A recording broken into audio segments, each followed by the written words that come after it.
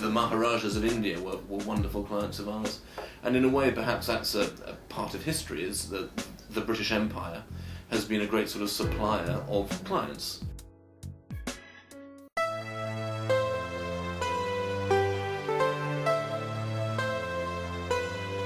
William & Son is a luxury store.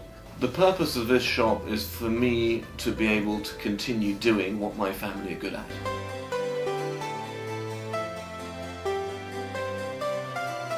I am 7th generation.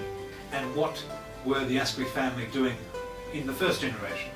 In the first generation we were calico printers, French Huguenots who came over from France in the 1700s, and the Huguenots traditionally were the artisans and craftsmen. And then we were in Bond Street for 150 years.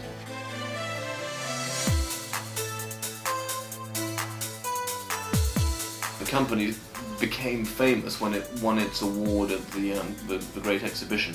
We won awards for our travel cases and for luggage, but then progressing from there to putting more emphasis into the contents of the bag. Yes. You know, the hairbrushes became silver, they became ivory, they became inlaid. The royal warrants were for goldsmiths, silversmiths and jewellers. Goldsmithing, I would think, has always been very strong with the objet and things which historically we've made.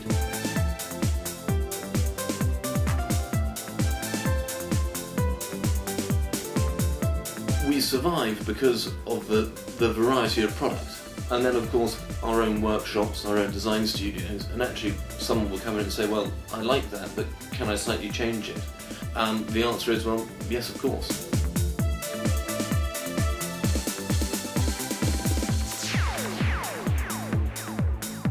When did you realise that you wanted to be in this business? To me, it's the creating of new and unusual things which no one else has. So going to customers for travelling, taking ideas, working with the client and coming up with something, you know, unique. When you say that, what sort of products are we talking about particularly? It can be anything from a commemorative sort of statue to a box to a sort of head of state presidential object.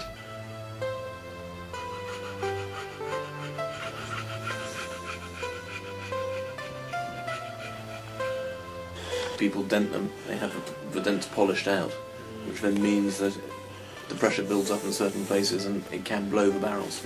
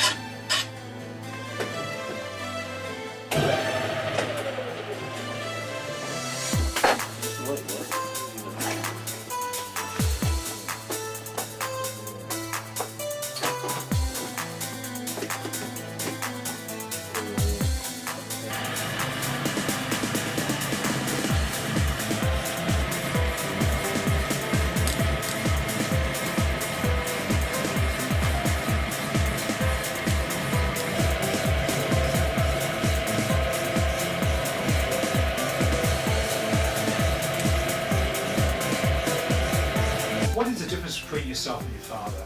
He built the company into what it was. His strengths are obviously his passion for the business, which I think I have as well, but he trained as a watchmaker on the bench of Patek Philippe in Geneva. That's his love, his passion, his forte. Because of my family history, people know us, they have something unique and special, they will call us and they will say, look, I've got something, I'd like you to see it. So we'll either go and see it or they'll bring it to us and we'll say, okay, we have 1, 2, 3 clients who we really think this would just knock their socks off and they'd have to have it. When you're talking about really special items, you don't want them put in a shop window. You don't want them touted around the world. They have to be carefully and selectively placed. I've taken 3 trunks full of goods to a client. You're asked to come, so you go. Right. When they see you is obviously, you know, when they have the time. So yes, you might have to wait for a week. Luckily, with the advent of mobile phones, you can actually wait slightly further away. Thank God for that. In the old days, of course, you would have to sit in your hotel room by the phone, waiting for it to ring. Really? Oh yeah, because you just didn't know when they were going to call, and if you missed that phone call, that might be your one and only chance. So what is the most important thing you've ever sold? I suppose I was involved in the sale of a malachite fountain, A malachite fountain? about 10 foot high and 8 feet across. Right, okay. And I sent pictures of it to a client, and I happened to actually be out shooting, and I got a phone call on my mobile, and the chap said, right, we want it and we need it next week. So I said, fine. But it was existing, or you have to Oh make no, it was existing. Right, okay. Yeah, we'd made it for stock, and You made a malachite fountain? yeah. When was helps. this? When was this? This was 5 years ago. So when I was still in Bond Street, not from here.